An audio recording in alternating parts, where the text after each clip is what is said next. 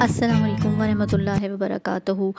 اور سب سے پہلے تو میں یہ بتا دوں آپ کو کہ مجھے بہت شدید فلو ہوا ہے، اس وجہ سے آواز تھوڑی سی آپ کو مختلف سنائی دے رہی ہوگی۔ اور دوسری بات یہ ہے کہ شاداب خان کی شادی وائرل کیوں نہیں ہوئی؟ شاداب خان کی شادی اس لیے وائرل نہیں ہوئی، حالانکہ دو بڑے سیلیبریٹیز کا یہ فنکشن تھا، ثقلین مشتاق اور شاداب خان خود، لیکن اس میں کوئی بھی ہماری عوام کے لیے کوئی بھی چسکے والی بات ہی نہیں تھی، اس لیے یہ شادی وائرل نہیں ہوئی۔ یہ شادی بڑے مہذب طریقے سے اور سادگی سے ہوئی تھی۔ ہونا تو یہ چاہیے تھا کہ ہمیں اس طرح کی مثالوں کو بہت زیادہ سراہنا چاہیے۔ اس وقت جو ہمارے ملکی حالات ہیں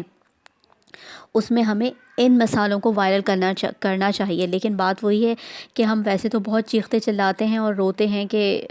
ہمارے ملک میں بہت برائی پھیل رہی ہے، سب کچھ ہو رہا ہے، لیکن اگر ہمیں اس برائی کو روکنا ہے تو ہمیں ایسی اچھی چیزوں کو تو وائرل کرنا چاہیے، لیکن کچھ بھی نہیں ہے، بہت ہی خاموشی ہے اور کسی نے بھی ان کے بارے میں بات نہیں کی، بس تھوڑی سی پوسٹس لگیں اور پھر اس کے بعد گہری خاموشی، کیونکہ اس لیے کہ اس میں جو ہے وہ ہماری عوام کے لیے کچھ بھی چسکے نہیں تھے، نہ ڈانسنگ فلور تھا، نہ برائڈل شوٹ تھا، نہ کوئی ڈانسنگ گرلز تھیں، نہ لاوے پاوے تھے۔ اس وجہ سے ہماری عوام کو تو انٹرٹینمنٹ چاہیے اور تڑپتی پھڑکتی انٹرٹینمنٹ چاہیے، ہمیشہ کی طرح میں یہی کہوں گی، لیکن بہرحال ہم اس شادی کو بہت سراہتے ہیں اور ہمیں بہت خوشی ہے کہ انہوں نے آج کے اس خود نمائی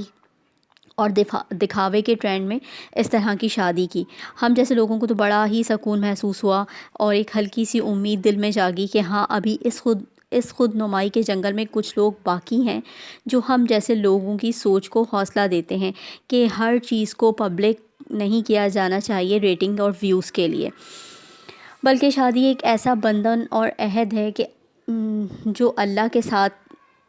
کیا جاتا ہے، جسے جتنا سادہ اور آسان رکھا اور بنایا جائے اس میں اتنی ہی برکت ہوگی۔ میں نے اکثر یہ دیکھا ہے کہ جتنے بھی سیلیبریٹیز اور عام لوگوں کی شادیاں دھوم دھام اور خود نمائی سے بھرپور ہوتی ہیں،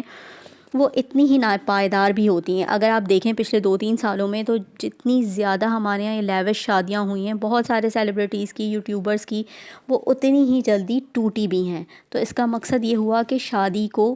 اس طرح کے فنکشن کامیابی نہیں ہوتے، شادی کی کامیابی کچھ اور چیز ہے۔ ہم نے جس طرح ہر چیز کو تماشا بنایا ہوا ہے، بالکل اس طرح اب شادی بھی صرف ایک تماشا بن کے رہ گئی ہے۔ ہمارے یہاں زیادہ تر شادیاں خود نمائی اور سب کچھ دکھانے اور پبلک کرنے کے چکر میں اپنا اصل مقصد کھو بیٹھی ہیں، اور بڑے افسوس کی بات یہ ہے کہ ہمارے یہاں جو ہے وہ طلاق کا ریشو بھی بڑھتا ہی چلا جا رہا ہے، اور ہم بہت چیختے ہیں، روتے ہیں کہ یہ سب کیا ہو رہا ہے، یہ سب کیا ہو رہا ہے، لیکن یہ سب ہمارا ہی اپنا کیا دھرا ہے۔ اب آپ یہ دیکھ لیجئے نا کہ کسی نے بھی ان کو نہیں سراہا، ان کو وائرل نہیں کیا، ورنہ آج کے اس دور میں ہونا تو یہی چاہیے تھا کہ اگر ہم چاہتے ہیں کچھ بدلاؤ لانا چاہتے ہیں، کچھ تبدیلی لانا چاہتے ہیں، تو ہمیں چاہیے کہ ہم ایسی مثالوں کو وائرل کریں۔ اور مجھے یہ سمجھ میں نہیں آتی کہ ہمارا مزاج ہر وقت ہی انٹرٹینمنٹ کیوں چاہتا ہے، ہمیں ہر وقت کوئی نہ کوئی تڑپتی پھڑکتی ہوئی انٹرٹینمنٹ چاہیے۔